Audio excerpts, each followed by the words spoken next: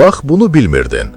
Niyə dünyanın ən bahalı xalçalarındakı səhvi insanların 90%-i görmür? Əl işi olan fars xalçalarının qiyməti bəzən bir idman avtomobilinin qiyməti ilə eyni olur. İlk baxışdan bu xalçaların naxışları tamamilə simmetrik və qüsursuz görünür. Amma biraz diqqətlə baxsanız, mütləq gözə çarpan bir qüsur tapacaqsınız. Məsələn, əyri bir düyün və ya tamamilə fərqli rəngdə bir sap. Bəlkə düşünürsünüz ki, usta sadəcə yorulub və səhv edib? Xeyr, bu xəta bilərəkdən edilir. Məsələ burasındadır ki, İslam fəlsəfəsinə görə yalnız yaradan qüsursuzdur. İnsanın tam ideal, qüsursuz bir əşya yaratmağa çalışması böyük təkəbbür və günah sayılır. Buna görə də Şərqin böyük toxucuları əsrlər boyu öz şədevrlərində qəsdən səhv buraxıblar.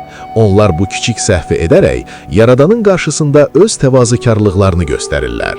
Məhz bu kiçik qüsur xalçanı doğrudan da əvəz olunmaz və əsl sənət əsərinə çevirir. Unutmayın, əsl gözəllik həmişə biraz qüsurlu olur.